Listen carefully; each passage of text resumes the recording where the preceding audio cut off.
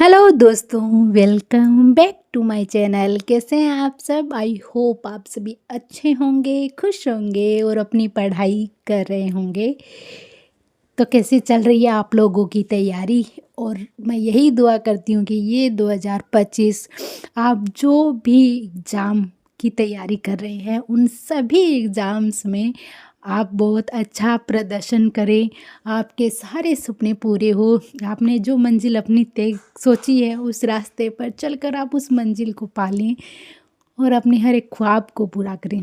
ये 2025 सबकी ज़िंदगी में खुशियाँ लेके आए, सबके सपने सच हो, सबकी दुआएं कबूल हो, अच्छी सेहत हो, अच्छे ख्वाब हो, अच्छी लाइफ हो, सब कुछ अच्छा हो। Healthy mind, healthy soul, healthy life. और आज के हमारे दिन की शुरुआत होती है कोहरे के साथ में। कोहरा छाया हुआ था और उसके बाद में मैं नीचे आ चुकी थी अपनी पढ़ाई करने के लिए।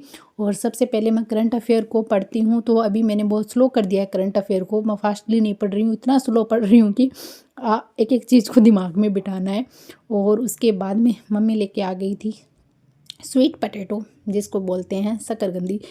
और उसके बाद में मैंने याद किया अपने जो PYQ क्वेश्चन थे डाउटफुल, उनको याद किया मैंने।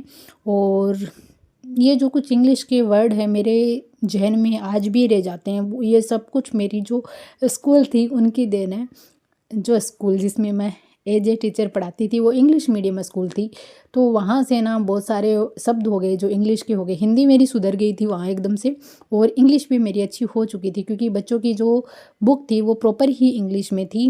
वहाँ पर जो बच्चों को समझाया जाता था वो भी इंग्लिश में था, तो थोड़ा बहुत मैं इंग्लिश के शब्द मेरे निकल के आ जाते हैं। और उसके बाद आ चुकी थी धूप। मैं आ जाती हूँ छत पर और ब्रेकफास्ट में बन के आता है पोहा और चाय। और पोहे और चाय के साथ में हम करते हैं धूप का स्वागत और अपने दिन की शुरुआत। और उसके बाद में ये चिक्की महाराज है, इसको खाना देते हैं। और पूरा दिन थोड़ा और काम था तो उसमें मैं बिजी थी, उसको मैं रिकॉर्ड नहीं कर पाई। उसके बाद में चाय पीती हूँ और आप जो हालत देख रहे हैं पापड़ की, ये पूरा पापड़ था गोल गोल, पर ये टुकड़ा हुआ था तो मैंने टुकड़े को ऐसे सेका तो ये ऐसे हो गया। उसके बाद में दीदी बनाती है दाल की पकौड़ी और वो खाती हूँ। और उसके बाद में मैं स्टार्ट करती हूँ अपनी जो इवनिंग सेशन है उसको। आफ्टरनून सेशन कंप्लीट नहीं हो पाया मेरा किसी रीज़न की वजह से, पर मैं इवनिंग सेशन को नहीं छोड़ने वाली थी, तो इवनिंग सेशन मैंने स्टार्ट किया। और इवनिंग सेशन है जो मैंने स्टार्ट किया था वो स्टार्ट किया था कल्चर से। अभी मैं सोच रही थी कि दोपहर का जो टाइम है वो जा चुका है, अभी क्या पढ़ूँ, इवनिंग में क्या पढ़ूँ। तो फिर मैंने सोचा चलो सबसे पहले जो मैंने पढ़ा था ज्योग्राफी पढ़ी थी, जिसके अंदर राजस्थान की जो हमारे भौगोलिक स्थिति है वहीं से मैंने शुरुआत कर दी थी। और इसमें रियल में स्प्रिंग बोर्ड की जो फर्स्ट बुक का फर्स्ट पेज वो इतनी अच्छे से इतनी क्लियर से समझाया हुआ था। मेरा राजस्थानी भाषा व बोलियाँ कि ये मेरे पुराने नोट्स हैं जो इस तरीके से मेरे बनाए हुए हैं। अभी मैं इस बुक से पढ़ने वाली थी, पर उससे पहले मैंने सोचा चलो अपने नोट्स निकाल के ले आती हूँ ताकि ये भी साथ में रिवाइज हो जाएंगे। इनमें मैंने बहुत मेहनत की थी।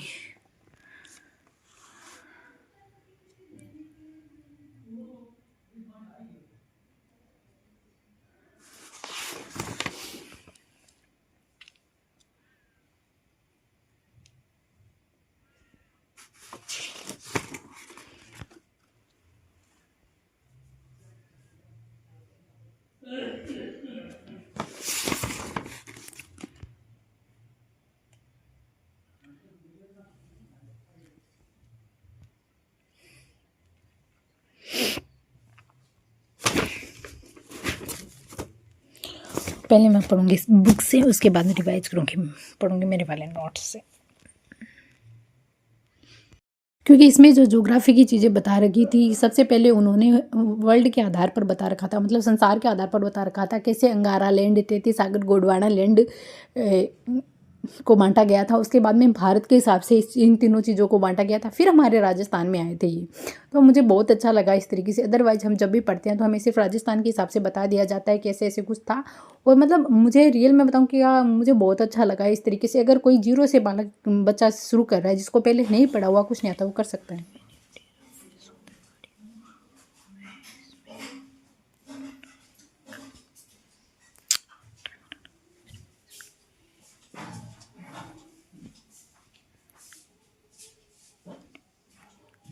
ये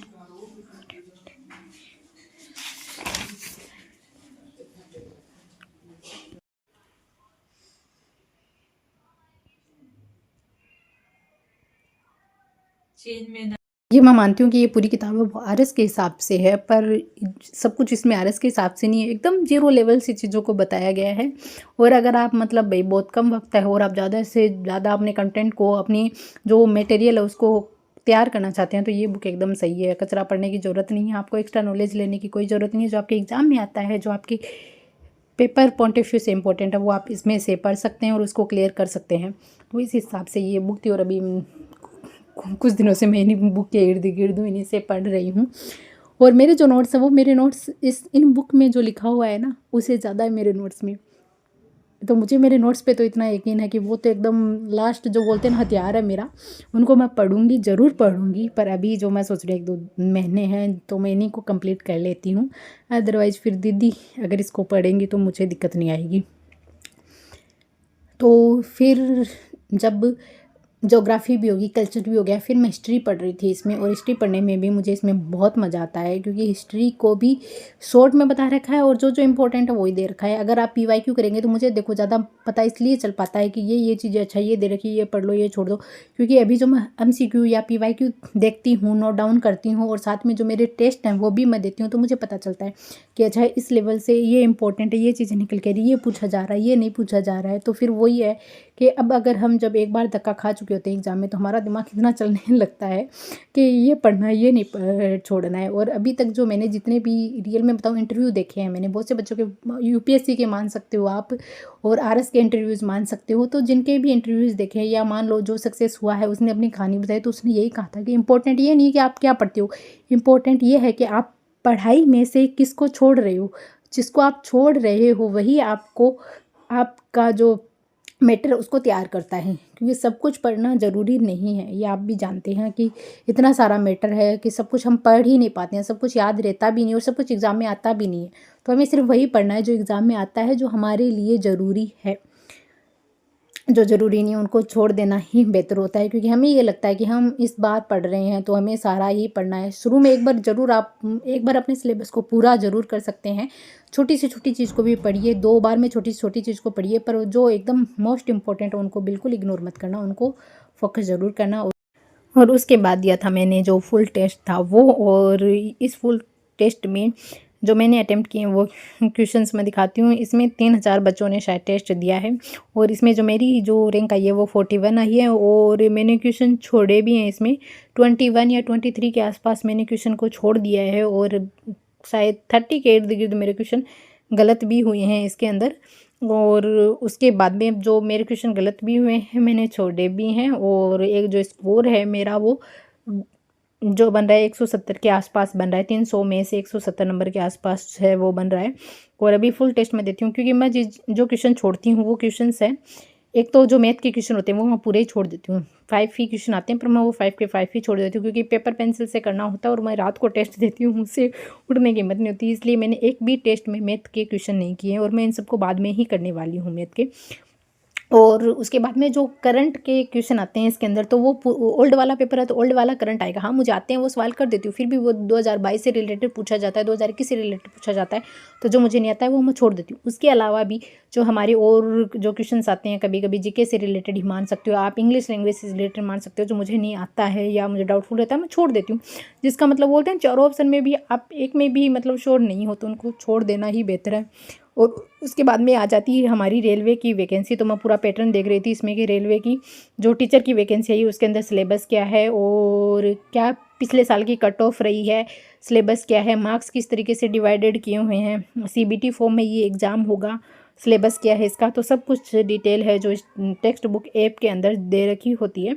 तो मैं वही चेकआउट कर रही थी। वैसे मैंने एक वीडियो ज़रूर देखा था सर का इसमें, और सर के वीडियो के साथ में यहाँ पर इन्होंने अपडेट कर दिया था डिटेल को, तो फिर मैं वो देख रही थी। मैंने टेस्ट भी देखे हैं, कितने टेस्ट इन्होंने डाल दिए हैं, तो इन्होंने टेस्ट भी अपलोड कर दिए हैं अपने। तो अभी जो इसका सिलेबस और KVS का सिलेबस है वो सेम है, वो मतलब 90% तो सेम ही है पूरा का पूरा। जो KVS के अंदर पेडालॉजी पूछी जाती है वो ही यहाँ पर इन्होंने अपने वाले में रखा है मैटर, तो वो पूरा पोर्शन एक जैसा हो गया। रीजनिंग सेम हो जाती है, मैथ है वो आ जाती है। तो इस तरीके से ये जो पार्ट है वो पूरा का पूरा एक जैसा ही है इसके अंदर। और ये जो फॉर्म है मैं वो फिलअप करने वाली हूँ, और अगर आप में से भी कोई इसकी तैयारी करना चाहता है वो अपना फॉर्म है वो फिलअप कर सकता है।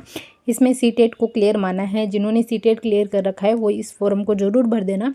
और अभी इसकी एग्ज़ाम डेट तो नहीं दी है, पर वही है, लगेंगे शायद 4-5 मंथ तो लगेंगे ही लगेंगे। आई होप कि जून तक इसका एग्ज़ाम होगा, मई या जून के अंदर इसके एग्ज़ाम लिए जाएंगे। तो ये था कुछ हमारा आज का ब्लॉग। आई होप आप लोगों को पसंद आया होगा। अगर वीडियो पसंद आए तो प्लीज़ चैनल को सब्सक्राइब करना, वीडियो को लाइक करना, और कमेंट बॉक्स में अपने जो कमेंट है वो ज़रूर करना और बताना आज का वीडियो कैसा लगा आप सबको। चलिए मिलते हैं अगले वीडियो में, तब तक के लिए अपना ध्यान रखिए, खुश रहिए और